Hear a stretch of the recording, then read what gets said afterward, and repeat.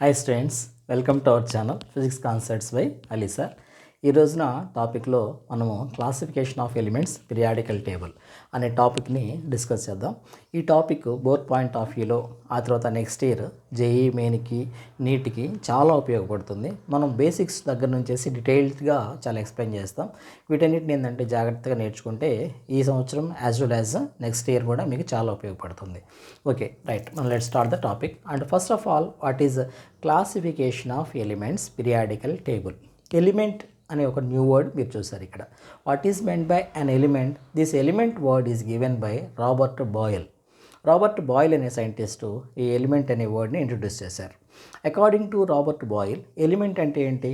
ఏదైనా ఒక సబ్స్టాన్స్ని ఫిజికల్గా కానీ కెమికల్గా కానీ రెండు లేక అంతకన్నా సబ్స్టాన్సెస్గా డివైడ్ చేయలేని విధంగా ఉన్న సబ్స్టాన్స్నే ఎలిమెంట్ అని చెప్పేసి అంటారు. దీని ఒకసారి మళ్ళీ డెఫినేషన్ చూడండి. According to the boil, the element is defined as the substance which cannot be divided into further substances by means of physical are chemical change. అంటే ఏ విధంగా కూడా, ఫర్ ఎగ్జాంపుల్ ఇది ఉందనుకోండి, దీన్ని ఎలిమెంట్ అన్నాను అనుకోండి. ఈ ఎలిమెంట్ అంటే ఏంటి? దీన్ని నేను ఎంత ప్రయత్నం చేసినా దీన్ని రెండు భాగాలుగా చేయలేను, ఎందుకంటే ఇదే అల్టిమేట్ పార్టికల్ అవుతుంది. దీన్ని ఎలిమెంట్ అని చెప్పేసి అంటారు. ఇంతకుముందు మనము యాటమ్ గురించి డిస్కస్ చేసాం. యాటమ్ అంటే అనుకున్నాం ఇండివిజువల్ పార్ట్లు అని చెప్పేసి అనుకున్నాం. మనం ఇక్కడ ఎలిమెంట్ కూడా మనం ఇండివిజువల్ అనుకుంటున్నాం. మరి దానికి దీనికి డిఫరెన్స్ ఏంటి అంటే కనుక వెరీ సింపుల్. ఒక హైడ్రోజన్ ఎలిమెంట్ అని తీసుకున్నాం అనుకోండి. ఈ హైడ్రోజన్ ఎలిమెంట్ అనేది చాలా హైడ్రోజన్ యాటమ్స్తో కలిసి ఏర్పడుతుంది. ఓకేనా? ఇండివిజువల్గా ఒక హైడ్రోజన్ యాటమ్ని మనం ఐడెంటిఫై చేయలేము. మనం డివైడ్ చేసుకుంటూ వెళ్తూ ఉంటే అల్టిమేట్గా మనకి హై రెజల్యూషన్ మైక్రోస్కోప్ ద్వారా మనం చూడొచ్చు, కానీ దాని ఎగ్జిస్టెన్స్ అనేది చాలా అన్సర్టన్గా ఉంటుంది. సో అప్పుడేమవుతుంది, అట్లాంటి hydrogen atom like atoms combining together they use to form an element. అంటే ఇప్పుడు కార్బన్ ఎలిమెంట్ అన్నాం అనుకోండి, దాని మీనింగ్ ఏంటి? ఆ కార్బన్ ఎలిమెంట్లో అన్ని కార్బన్ యాటమ్స్ కలిసిపోయి ఉంటాయి అన్నమాట. ఓకేనా? That is about element. Okay right, మనం పీరియాడికల్ టేబుల్ గురించి డిస్కస్ చేద్దాం. ఇప్పుడు మనం దగ్గర ఉన్నటువంటి మనం చూస్తున్నటువంటి పీరియాడికల్ టేబుల్ని long form of the periodical table అని చెప్పేసి అంటారు. మోడర్న్ పీరియాడికల్ టేబుల్ అంటాం, long form of the periodical table అంటాం. ఇంకా దీన్ని మోస్ట్లీ బాగా మోడిఫై చేశారు కాబట్టి ఆయన పేరు మీదుగా మోస్ట్లెస్ పీరియాడికల్ టేబుల్ అని చెప్పేసి అంటాం. ఓకే, ఈ పీరియాడికల్ టేబుల్లో మొత్తం మనకి 118 ఎలిమెంట్స్ ఉన్నాయి. Okay, 118 elements. దీంట్లో కొన్ని ఎలిమెంట్స్ ఏమో naturally occurs in the nature, కొన్ని ఏమో నేచర్లో సహజంగా దొరుకుతూ ఉంటాయి. ఎక్కడ నేచర్ అంటే ఎర్త్ క్రస్ట్లో కానీ ఓషన్లో కానీ దొరుకుతూ ఉంటాయి. అటువంటి వాటిని ఏమంటారంటే న్యాచురల్లీ అక్కరింగ్ ఎలిమెంట్స్ అని చెప్పేసి అంటారు. ఇవి కాకుండా మ్యాన్ మేడ్ ఎలిమెంట్స్ కూడా కొన్ని ఉంటాయి. వాటిని ఆర్టిఫిషియల్ ఎలిమెంట్స్ లేకపోతే సింథటిక్ ఎలిమెంట్స్ అంటారు. అవి 95 నుంచి 118 వరకు ఉన్న ఎలిమెంట్స్ మొత్తాన్ని కూడా ఆ సింథటిక్ ఎలిమెంట్స్ అని చెప్పేసి అంటారు. వీటిని ఎలా తయారు చేస్తారు అంటే కనుక న్యూక్లియస్ని ఇన్ఫ్లుయెన్స్ చేయడం ద్వారా కానీ, ఏదైనా సరే ఒకటేమో న్యూక్లియస్ని ఇన్ఫ్లుయెన్స్ చేయడం ద్వారా కానీ, యాటమ్ బాంబ్స్ ఎక్స్ప్లోజ్ అయినప్పుడు కానీ, న్యూక్లియర్ రియాక్టర్స్లో కానీ బాగా ఎక్కువ ఎక్స్ప్లోజన్ జరిగినప్పుడు కానీ ఇట్లా మనకి ఈ న్యూ ఎలిమెంట్స్ని తయారు చేస్తూ ఉంటారు. అంటే జస్ట్ వీటి వల్ల మనకి చాలా బెనిఫిట్స్ కూడా ఉంటాయి ఆర్టిఫిషియల్గా తయారు చేసే ఎలిమెంట్స్. ఓకే, ఇట్లా మనకి టోటల్ 108 ఎలిమెంట్స్ ఉన్నాయి. ఓకేనా? ఈ 118 ఎలిమెంట్స్లో 95 నుంచి 118 వరకేమో దెన్ మనం ఆర్టిఫిషియల్ ఎలిమెంట్స్ అని చెప్పేసి అనుకుంటాం. మిగిలినవి న్యాచురల్ ఎలిమెంట్స్ అని చెప్పేసి అనుకుంటాం. ఈ న్యాచురల్ ఎలిమెంట్స్లో కూడా ఇంకా 2 ఎలిమెంట్స్ ఉంటాయి ఆర్టిఫిషియల్గా మనం తయారు చేసాయి. ఓకే రైట్, ఈ 118 ఎలిమెంట్స్ని మనం క్లాసిఫై చేయాలి. అసలు క్లాసిఫై చేయాల్సిన అవసరం ఏంటి? ఒక క్లాసిఫై చేయకపోతే మనకి వచ్చేటువంటి ప్రాబ్లం ఏమైనా ఉందా అంటే కనుక, క్లాసిఫై చేయటం వల్ల మనకి ఒక ఎలిమెంట్ యొక్క పొజిషన్ తెలిస్తే దాని ఫిజికల్ ప్రాపర్టీస్ని కెమికల్ ప్రాపర్టీస్ని ఈజీగా ఐడెంటిఫై చేయొచ్చు. దాని ద్వారా మనము న్యూ సబ్స్టాన్సెస్ తయారు చేసుకోవడానికి వీలుగా ఉంటుంది. అంటే ఏంటి? ఫర్ ఎగ్జాంపుల్ మన దగ్గర చిన్న ఎగ్జాంపుల్ తీసుకుందాం, కామన్ ఎగ్జాంపుల్. మన దగ్గర ఒక బిగ్ కంటైనర్ ఉందనుకోండి, ఒక బిగ్ కంటైనర్ ఉంది. ఓకే, దీంట్లో మొత్తము ఒక 70 బాల్స్ దాకా ఉన్నాయి. 70 బాల్స్ ఎన్ని కలర్స్లో ఉన్నాయి? ఓకే, విబ్జార్ కలర్స్లో ఉన్నాయి. 70 బాల్స్ విబ్జార్ కలర్స్లో ఉన్నాయి. 10 ఏమో వైలెట్ కలర్లో ఉన్నాయి, 10 ఏమో ఇండిగో కలర్లో ఉన్నాయి, 10 ఇండిగో కలర్లో, ఇట్లా మనకి 10 ఏమో బ్లూ కలర్లో, ఇట్లా మొత్తము 70 బాల్స్ ఉన్నాయి. ఓకేనా? ఇక్కడ violet, IndiGo, blue, green, yellow, orange, ఇక్కడ ఒక రెడ్, ఇట్లా మొత్తం ఎన్ని బాల్స్ ఉన్నాయి దీంట్లో? ఈ కంటైనర్లో 70 బాల్స్ ఉన్నాయి. ఈ 70 బాల్స్లో నుంచేసి మనల్ని ఏమడిగారంటే ఒక 10 రెడ్ బాల్స్ కావాలి అన్నారు. అప్పుడు మనము ఈ కంటైనర్లో వచ్చేసి రెడ్ బాల్స్ తీయాలి, చాలాసేపు పడుతుంది. And it takes lot of time. మనం పికప్ చేయొచ్చు 70 బాల్ 10 బాల్స్ 10 రెడ్ బాల్స్ని పికప్ చేయొచ్చు, కానీ it takes lot of time. దీని బదులుగా మనము ఒకవేళ ఇట్లా ప్రొసీజర్ అడాప్ట్ చేసుకున్నాం అనుకోండి, అంటే ఏంటి, ఇట్లా ఒక 7 కంటైనర్స్ తీసుకుందాం. 7 కంటైనర్స్ తీసుకుని ఒక్కొక్క కంటైనర్లో ఇట్లా మనకి కంటైనర్స్ తీసుకుని ఫస్ట్ దాంట్లోనేమో రెడ్ కలర్ బాల్స్ని, రెండోదేమో విబ్జిఆర్ కానీ వైలెట్ కానీ ఇండిగో కానీ ఇట్లా బాల్స్ని మనం అరేంజ్ చేసుకున్నాం అనుకోండి 10 బాల్స్ చొప్పున. అప్పుడు ఎవరన్నా మనకి వచ్చేసి ఒక 2 వైలెట్ బాల్స్ కావాలి అన్నారు అనుకోండి, ఈజీగా మనం ఏం చేస్తాం, ఇప్పుడు ఈజీగా వైలెట్ కలర్ ఆల్రెడీ మనం రాసి ఉంటాం కదా దాని మీద, అందువల్ల దాన్ని పికప్ చేసుకుని 2 వైలెట్ బాల్స్ ఇచ్చేస్తాం. రైట్, మన జాబ్ ఏమైపోయింది, చాలా సింపుల్ అయిపోయింది.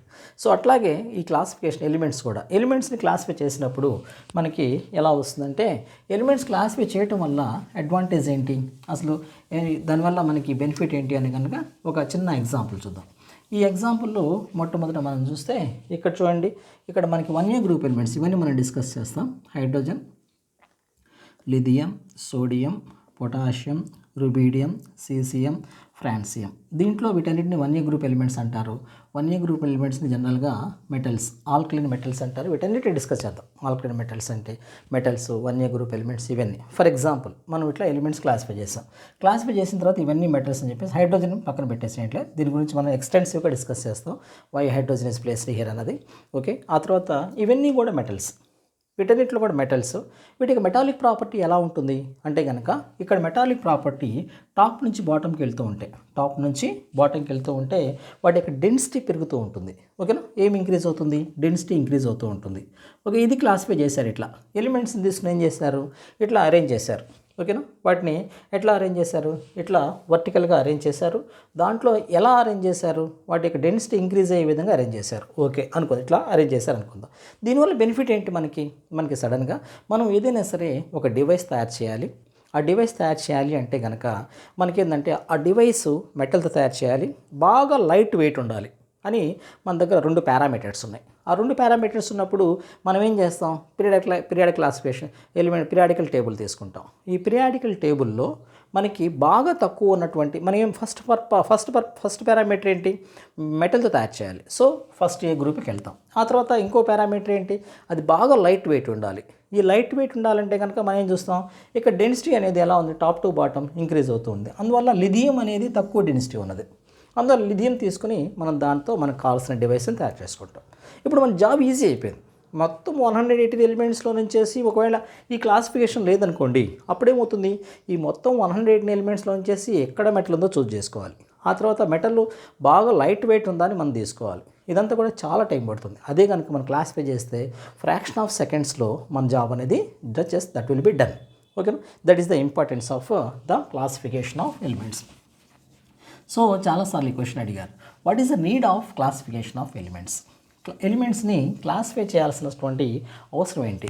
So by classifying the elements we can identify the properties of physical and chemical properties of the elements. ఆ ఎలిమెంట్ యొక్క లొకేషన్ తెలిస్తే, అది ఏ పీరియడ్ ఏ గ్రూప్ అని తెలిస్తే దాని ఫిజికల్ అండ్ కెమికల్ ప్రాపర్టీస్ని మనం ఈజీగా ఐడెంటిఫై చేయొచ్చు. ఓకేనా, that is the need of the classification of elements. Okay, next ఇప్పుడు మనకి ఉన్నటువంటి పీరియాడికల్ టేబుల్ తీసుకుంటే, ఈ పీరియాడికల్ టేబుల్ అనేది ఓవర్ నైట్లో క్రియేట్ కాలేదు. దీని వెనకాల చాలా అటెంప్ట్స్ క్రియేట్ అయినాయి అనమాట. What are those all attempts, ఇవన్నీ కూడా మనం చూద్దాం.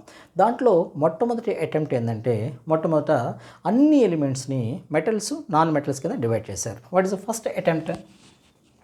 So the first attempt is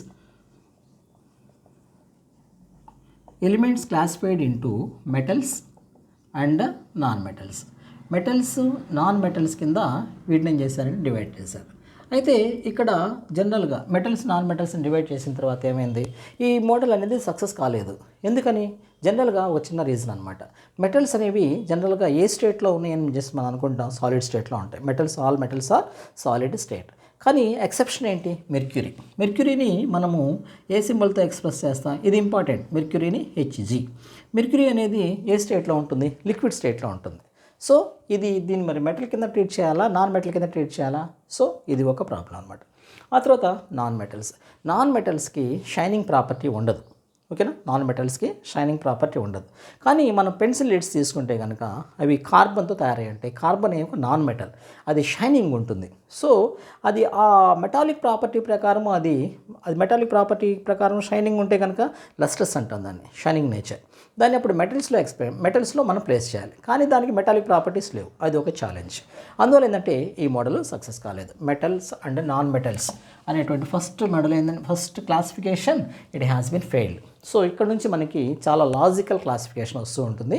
and the second attempt has been created by, what is that second attempt? He is mister Dobereiner. Dobereiner ఏం చేశారంటే ఇక్కడ ఈయన ప్రపోజ్ చేసినటువంటి లా పేరు లా ఆఫ్ ట్రయాడ్స్. సో ఇప్పుడు మనము ఈ లా ఆఫ్ ట్రయాడ్స్ గురించి డిస్కస్ చేద్దాం. ఈ డోబరైనర్ ఏం చేశారంటే ఎలిమెంట్స్ని క్లాసిఫై చేయడం కోసం ఒక సైంటిఫిక్ మెథడ్ని అప్రోచ్ చేయారు. ఏంటంటే ఒక ఫిజికల్ ప్రాపర్టీ, అటామిక్ వెయిట్ అనేటువంటి ఒక ఫిజికల్ ప్రాపర్టీని ఆయన అడాప్ట్ చేసుకున్నారు. ఏ ఫిజికల్ ప్రాపర్టీ? Atomic weight. ఈ అటామిక్ వెయిట్ అంటే ఏంటి ఒకసారి చూద్దాం. So what is the physical property he adapted? So the first physical property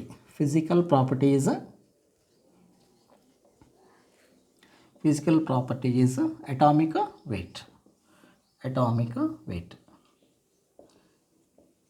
so atomic వెయిట్ని జనరల్గా ఏ అనే లెటర్తో ఎక్స్ప్రెస్ చేస్తారు. అటామిక్ వెయిట్ ఇప్పుడు ఒకసారి కొంతసేపు అటామిక్ వెయిట్ గురించి డిస్కస్ చేద్దాం. ఎందుకంటే ఇక్కడ నుంచి మనం అన్ని చోట్ల ప్రతి ఒక్క చోట కూడా మనము అటామిక్ వెయిట్ అనే వర్డ్ని రిపీటెడ్గా వాడుతూ ఉంటాం. So you must know first what is meant by an atomic weight. మనము జనరల్గా ఇప్పుడు ఏం చేద్దామంటే ఒక హీలియం తీసుకుందాం. Helium atom, it's atomic number is 2. Okay. ఆ తర్వాత దీని స్ట్రక్చర్ రాసుకుంటే కనుక ఇది న్యూక్లియస్లో న్యూట్రాన్స్, ప్రోటాన్స్ ఉంటాయి. ఓకేనా. న్యూక్లియస్ చుట్టూ కూడా ఎలక్ట్రాన్స్ రివాల్వ్ అవుతూ ఉంటాయి. ఓకే. ఇప్పుడు ఇది 2 ప్రోటాన్స్, ఆ తర్వాత 2 ఎలక్ట్రాన్స్ ఉంటాయి, 2 న్యూట్రాన్స్ ఉంటాయి. ఓకే. సో ఇక్కడ టోటల్ నెంబర్ ఆఫ్ న్యూక్లియస్లో ఉన్నటువంటి మొత్తం సబ్ అటామిక్ పార్టికల్స్ని అటామిక్ నంబర్ అని చెప్పేసి మాస్ నెంబర్ లేకపోతే కనుక అటామిక్ వెయిట్ ఏమంటా 2 రకాలుగా వాడుకోవచ్చు ఈ వర్డ్. మాస్ నెంబర్ లేకపోతే కనుక or atomic weight. Mass number or atomic weight. ఈ రెండిట్లో ఏ వర్డ్ అయినా మనం రాసుకోవచ్చు. అంటే ఏంటవి? టోటల్ నెంబర్ ఆఫ్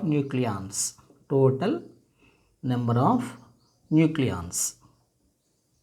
న్యూక్లియస్లో ఉండేటువంటి సబ్ అటామిక్ పార్టికల్స్. న్యూక్లియస్లో ఎన్ని ఉన్నాయి? 2 neutrons, 2 protons. Total how many? Total 4 sub atomic particles are there. 4. ఈ 4ని మనము అటామిక్ వెయిట్ అని చెప్పేసి అనుకుంటూ ఉంటాం. ఓకే. అటామిక్ వెయిట్ అనేది అర్థమైంది కదా. టోటల్ నెంబర్ ఆఫ్ న్యూక్లియస్లో ఉండేటువంటి మొత్తం సబ్ అటామిక్ పార్టికల్స్నే అటామిక్ నంబర్ అని చెప్పేసి అంటాం. దాన్నే అటామిక్ వెయిట్ అని చెప్పేసి కూడా అనుకుంటూ ఉంటాం. ఓకేనా. సో జనరల్గా మనము ఈ అటామిక్ నంబర్ని ఇక్కడ మనము జనరల్గా అటామిక్ వెయిట్ కనుక్కోవాలనుకుంటే ఒక సింపుల్ ప్రొసీజర్ ఉంటుంది. ఇది 90% కేసెస్లో వాడతాం, కొన్ని కేసెస్లో ఇది ఎక్సెప్షన్ ఉంటుంది. అంటే ఏంటి? హీలియం తీసుకున్నాం అనుకోండి. హీలియంని అటామిక్ నెంబర్ ఏమో 2, దీన్ని డబుల్ చేస్తే మాస్ నెంబర్ వస్తుంది. ఓకేనా. మాస్ నెంబర్ని ఎప్పుడు కూడా ఇక్కడ రాసుకుంటాం. సూపర్ స్క్రిప్ట్ అంటాం దీన్ని. దీన్నేమో సబ్స్క్రిప్ట్ అని చెప్పేసి అంటాం. దీన్నేమో ఏ లెటర్తో ఎక్స్ప్రెస్ చేస్తాం, దీన్నేమో జెడ్ అనే లెటర్తో ఎక్స్ప్రెస్ చేస్తాం. ఓకే. ఇది ఒకటి అవుతుంది. ఆ తర్వాత ఆక్సిజన్ తీసుకున్నాం అనుకోండి. ఆక్సిజన్ అటామిక్ నెంబర్ 8 అవుతుంది, మాస్ నెంబర్ ఏమో 16 అవుతుంది. కాల్షియం తీసుకున్నాం అనుకోండి. కాల్షియం అటామిక్ నెంబర్ 20 అవుతుంది, ఇక్కడ 40 అవుతుంది. ఇది మనం ఎప్పుడు ఫాలో అవ్వాలంటే కనుక దానికి ఏవైనా సరే ఐసోటోప్స్ లేకపోతే, ఐసోటోప్స్ అంటే మళ్ళీ అదొక lengthy process. Atoms of the elements which consist same atomic number with different mass numbers. కొన్ని ఎలిమెంట్స్ ఉంటాయి. కొన్ని ఎలిమెంట్స్ ఏంటంటే ఫర్ ఎగ్జాంపుల్ క్లోరిన్ ఉంది. క్లోరిన్ అటామిక్ నెంబర్ 17, యాక్చువల్గా 34 కావాలి. కానీ దీనికి ఏంటంటే క్లోరిన్కి ఐసోటోప్స్ ఉంటాయి. క్లోరిన్ 17, 35. ఈ రెండింటిని మనం యావరేజ్గా తీసుకున్నప్పుడు మనకు అప్పుడు ఏమవుతుందంటే ఇది మళ్ళీ దీన్ని మాస్ నెంబర్ క్యాలిక్యులేట్కి ఒక ప్రొసీజర్ ఉంటుంది. సో ఇవన్నీ తీసేసుకుని మనం ఏం చేస్తామంటే దీన్ని 35.5 అని చెప్పేసి పెట్టుకుంటాం అనమాట. 35.5. సో అటామిక్ వెయిట్ అనేది మారిపోతూ ఉంటుంది అన్ని చోట్ల. ఇట్లా మనం డబల్ చేయం. కొన్ని సందర్భాల్లో దాన్ని డబల్ చేసుకోకుండా 35.5 అని చెప్పేసి కూడా తీసుకుంటూ ఉంటాం. ఓకేనా. అటామిక్ వెయిట్ అంటే అది. జనరల్గా అటామిక్ వెయిట్ని కనుక్కోవడం కోసం మనం జనరల్గా అడాప్ట్ చేసిన మెథడ్ ఏంటి? దాని మాస్ అటామిక్ నెంబర్ తెలుసుంటే దాని అటామిక్ నెంబర్ని డబల్ చేస్తే అటామిక్ నెంబర్ని డబల్ చేస్తే దాని మాస్ నెంబర్ వస్తుంది. అలా కాకుండా దానికి ఏదైనా సరే ఐసోటోప్స్ ఉంటే దానికి ఒక ప్రొసీజర్ ఉంటుంది. ఈ వాల్యూస్ కొన్ని గుర్తుపెట్టుకోండి. దాని మాస్ నెంబర్ని దాన్ని డబుల్తో పాటుగా మనము ఐసోటోప్స్ యొక్క అటామిక్ వెయిట్స్ మొత్తం యావరేజ్ తీసుకుంటాం. Okay, leave about that's not understood అల్టిమేట్గా. సో ఫిజికల్ ప్రాపర్టీ ఇది అటామిక్ వెయిట్. అల్టిమేట్గా అటామిక్ వెయిట్ అంటే అర్థమైంది కదా, total number of nucleons.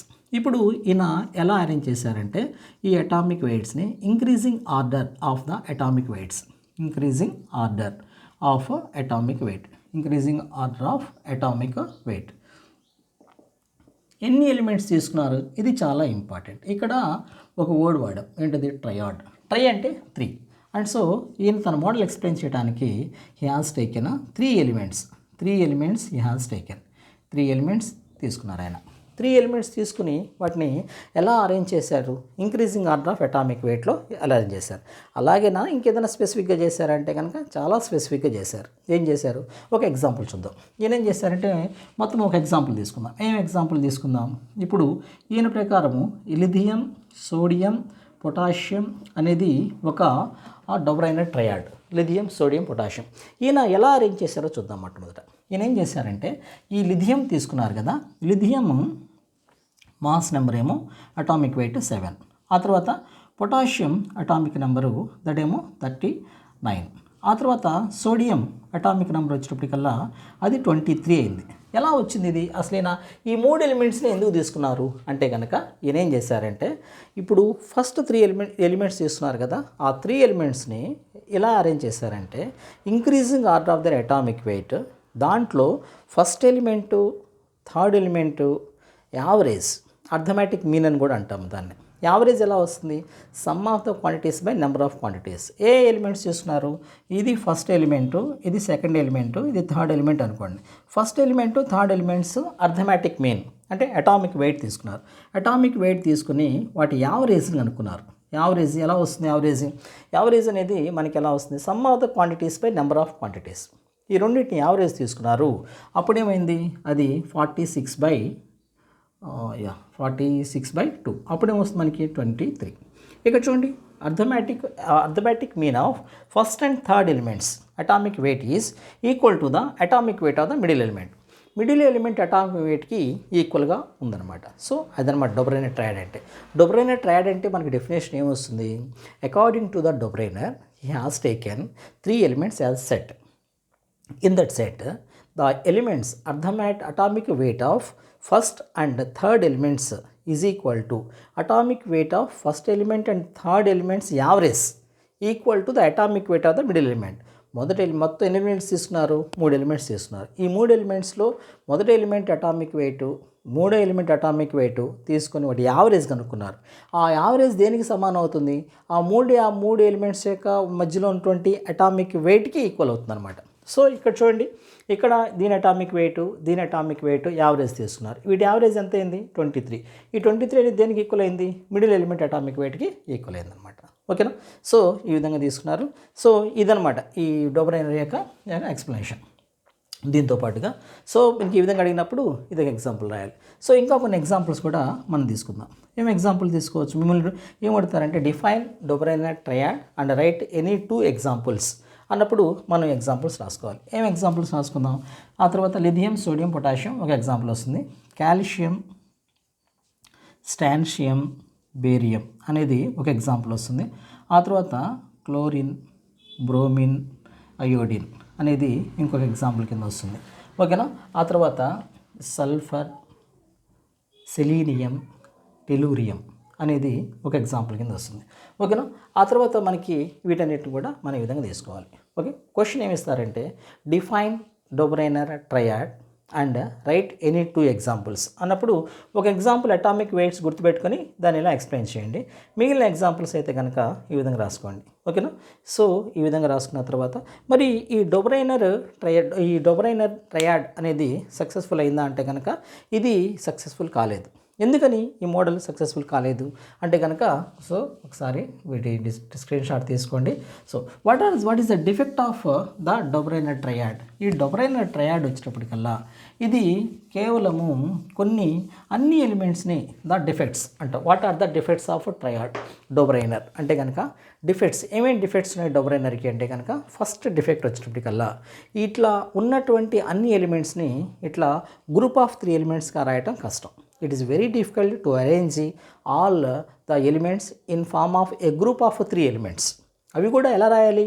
First element, third element, arithmetic mean of the atomic weight must be equal to the middle element. అది సాధ్యం కాదు. So అది ఒకటి. ఆ తర్వాత ఇంకా ఏంటి, ఇది బాగా హై అటామిక్ మాస్కి బాగా లో అటామిక్ మాస్కి ఈక్వల్గా ఉండట్లేదు. అంటే ఏంటి, ఇది దేనికి అప్లై అవుతుంది? కేవలము కొన్ని పర్టికులర్ ఎలిమెంట్స్కి మాత్రమే అది అప్లై అవుతుంది. మనం ఎలా తీసుకోవచ్చు అంటే ఫ్లోరిను, క్లోరిను, బ్రోమిన్ తీసుకున్నాం అనుకోండి. డొబ్రైనర్ ప్రకారం ఇవ్వాలి. దీని అటామిక్ వెయిట్ యావరేజ్ తీసుకుంటే ఆ యావరేజ్ అనేది దీనికి ఈక్వల్గా ఉండాలి. కానీ chlorine atomic weight is never equal to the arithmetic mean of fluorine and bromine. ఈ క్లోరిన్ అటామిక్ వెయిట్ ఈ రెండింటి యొక్క అర్థమెటిక్ మీన్కి ఈక్వల్ కాలేదు. సో ఇవి డిఫెక్ట్స్ అనమాట. ఓకేనా. ఆ తర్వాత ఇప్పుడు మనకి ఈ విధంగా మనం చూసిన తర్వాత దీని యొక్క డిఫెక్ట్స్ మనకి ఈ విధంగా వస్తాయి అనమాట. ఓకే. సో అల్టిమేట్గా మనకి ఈ డొబ్రైనర్ ట్రయాడ్ అనేది అంత సక్సెస్ఫుల్ మోడల్ కాదు. ఎందుకని సక్సెస్ఫుల్ మోడల్ కాదంటే బికాస్ ఆఫ్ దీస్ డిఫెక్ట్స్. ఓకేనా. I hope that this session is helpful for you. Please support me అన్న. Wish you all the best.